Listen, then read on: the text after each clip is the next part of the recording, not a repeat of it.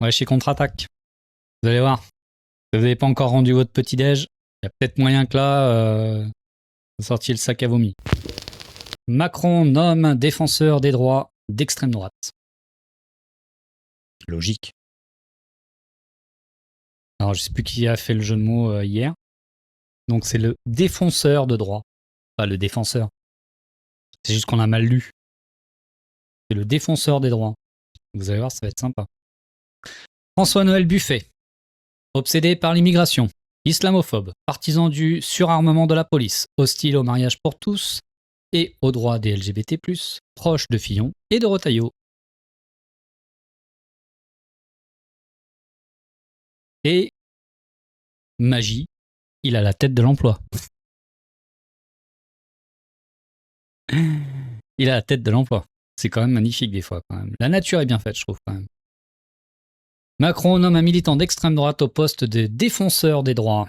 La fonction était déjà cosmétique, elle sera anéantie. La France est en train de faire sa transition d'une démocratie. Alors non, nous sommes dans un système électoral, une république élective, mais pas une démocratie. De façade, en plus, un régime autoritaire de plus en plus assumé. Dernier exemple avec le nouveau défenseur des droits. Cette fonction ne servait à pas grand-chose, mais elle faisait croire qu'il existait encore un peu de pluralisme et de pluralité et de contre-pouvoir au sein des institutions. C'est fini. Le gouvernement vient d'y placer Nicolas Noël Buffet, un néofasciste proche de Retailleau. Voilà, voilà. D'abord, de quoi s'agit-il ? Le défenseur des droits est une autorité chargée de défenser les droits des citoyens. De défendre les droits, excusez-moi, petit lapsus, créé par Nicolas Sarkozy en 2008. Bon, je vois pas ce qui peut mal se passer, quoi. Un truc créé par Sarkozy.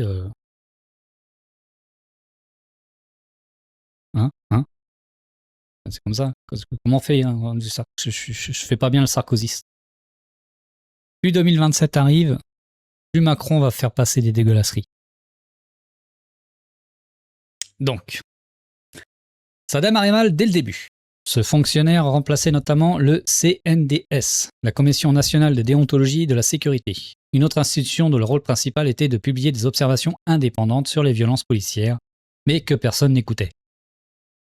Après, de toute façon, je crois que les défenseurs des droits, ils n'ont pas trop de pouvoir non plus. Donc bon. Ça serait con que maintenant, quand on a un facho à la tête de ce truc-là, ils aient du pouvoir. Ça serait quand même ballot. Le défenseur des droits, c'est la même chose. Il est nommé par le président, n'a aucun pouvoir, aucune influence, ne prend aucune décision. Il rend des rapports, souvent intéressants d'ailleurs, mais qui finissent immédiatement à la poubelle. Par exemple, Jacques Toubon, ancien ministre de droite, a été défenseur des droits de 2014 à 2020. Et il a pris son rôle au sérieux. Il a plutôt fait le job en plus, quoi. Plutôt fait le job. Quelqu'un de droite, tu vois, bon. Il a plusieurs fois dénoncé l'usage des armes de la police, les discriminations, les répressions des manifs, les violences d'État dans les quartiers. Juste avant de quitter son poste, il a même rendu un long document dénonçant la totalité du maintien de l'ordre à la française. Qu'est-ce qui a changé ? Absolument rien. Alors par contre, là, il n'y a rien qu'à changer. Mais quelque chose me dit que quand l'autre il va prendre ses premiers rapports, je pense que CNews et compagnie vont s'en faire les choux gras de tout ça. Et que du coup, il risque peut-être même d'y avoir des propositions de loi derrière.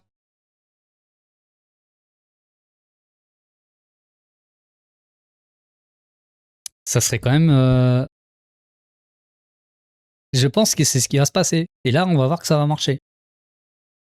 Au contraire, durant son mandat, la police s'est militarisée et le racisme a augmenté. Un autre exemple, il avait exigé le retrait des LBD et l'arsenal policier. Dans les années qui ont suivi cette préconisation officielle, le nombre de mutilations par cette arme a explosé. Pour le remplacer, Macron a nommé Claire Hédon, journaliste et juriste. Dès son entrée en fonction en 2020, elle explique à la radio « Je n'aime pas ce terme général de violence policière qui voudrait accuser l'ensemble de la police. » Non, on accuse le système. C'est faux de faire l'amalgame, quand même. Et du coup, le système infuse sur l'ensemble de la police. Mais heureusement que, au niveau individuel, il y a quand même un libre arbitre. Donc il y en a qui, dans la police, bien qu'ils soient de plus en plus minoritaires, je pense, refusent cet autoritarisme. Par contre, on recrute beaucoup de gens qui sont pour cet autoritarisme. Des 7 sur 20 par exemple. Pas terrible. Elle parlait comme un préfet, mais elle a aussi rendu un rapport accablant sur la répression française. Ce 8 juillet, elle a rendu un document sur la répression de Sainte-Soline en mars 2023. Claire Hédon y explique que les autorités ont adopté une logique de confrontation ayant conduit à un lourd bilan humain, tant parmi les manifestants que parmi les gendarmes. Ouais, ils ont eu quoi de blessés les gendarmes?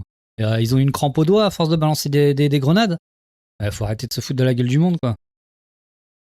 Ils exigent des sanctions contre l'ensemble de la chaîne de commandement. Très bien, mais ça n'aura pas lieu, puisque Laurent Nunez a assumé à 100% à plusieurs reprises le carnage de Sainte-Soline, même après la diffusion des vidéos de gendarmes en train de tirer sur les manifestations en criant « T'en crèves 2-3, ça calme les autres ». Je compte plus les mecs qu'on a éborgnés, faut les tuer, ou encore en criant de joie. Il l'a mis en pleine tête. Interrogé sur les enregistrements, Nunez avait littéralement déclaré que c'était proportionnel selon lui. Autant dire qu'il n'y a jamais la moindre punition. Cette fonction était donc cosmétique. Elle faisait joli. Elle servait à montrer que, quand même, en France, l'État n'est pas monolithe et tout-puissant. Même ça, c'était trop. La défenseur des droits, aussi, doit être réduite à néant. Macron a donc placé à la tête de cette institution un militant néofasciste, en guerre contre tous les droits humains, François-Noël Buffet. Apparemment, à l'aile radicale du parti LR, Buffet a toujours été animé d'une fibre raciste. Dès 2006, il dirige une mission d'enquête sur l'immigration, préconisant des expulsions massives. Il est ensuite nommé par Sarkozy comme chargé de l'immigration au sein de son parti, proche du clan Fillon. Il manifeste contre le mariage homosexuel en 2013, avec toute la droite homophobe et religieuse. Il est hostile à l'IVG, aux droits LGBT+, et partisan d'une répression plus dure. Au Sénat, il soutenait encore récemment avec force une loi pour exclure les femmes musulmanes des compétitions sportives. L'an dernier, François-Noël Buffet était ministre des Outre-mer, rattaché au ministère de l'Intérieur de Bruno Retailleau, celui qui appelait à liquider l'état de droit. Il a recruté un conseiller asile et immigration issu de l'extrême droite. Il a appelé à renforcer massivement les moyens des forces de répression dans les colonies françaises, en particulier en Kanaki et à Mayotte. Préparez le sac à vomi, je vous l'ai dit. Ça va remuer. Après la mort de Naël, Buffet réclamait un renforcement des capacités de production des munitions et des armes de la filière industrielle, ainsi qu'une augmentation des quotas de munitions des armes de force intermédiaire, ainsi que des armes classiques, pour violenter toujours plus la population. À ce titre, il a œuvré pour un contrat stratégique de la filière des industries de sécurité, un cadeau aux producteurs d'armes du maintien de l'ordre. Il a aussi participé au Beauvau des polices municipales pour donner plus d'armes et de pouvoir à ces unités. Vous vous rendez compte, on va encore plus armer la police municipale alors que déjà la police municipale, la plupart, c'est ceux qui ont raté la police nationale. C'est-à-dire que c'est les moins que 7 sur 20. La police municipale, elle est là pour faire les emplacements du marché et compagnie, quoi. Je veux dire, il y a un moment, il faut arrêter.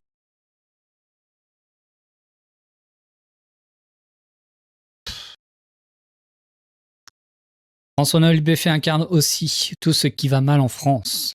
Toute la fuite en avant sécuritaire raciste, l'intolérance et la fascisation du pays. Les macronistes trouvent ça formidable. Bah oui, bien sûr. Une soixantaine d'associations signalent que la carrière de cet homme est marquée par plusieurs prises de position contraires aux droits fondamentaux. Et une pétition contre sa nomination recueille des dizaines de milliers de signatures. Pour autant, s'agit-il d'une provocation ou une simple logique d'inversion totale qui prévaut dans tous les domaines? La gauche est accusée d'être antisémite quand les héritiers des nazis sont dédiabolisés. Les antifascistes sont traités comme des fascistes. Les mafieux ou les évasés fiscaux sont placés aux plus hautes fonctions économiques. Ce gouvernement écocidaire se prétend responsable et durable. Éco-responsable peut-être, parce que responsable non, justement, ils sont pas du tout responsables de ce qui se passe. Les plus grands des voyous portent des uniformes et des costards. Et donc, logiquement, on installe un défenseur des droits qui veut les dynamiter.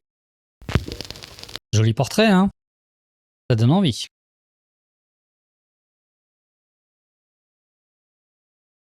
Ça donne envie.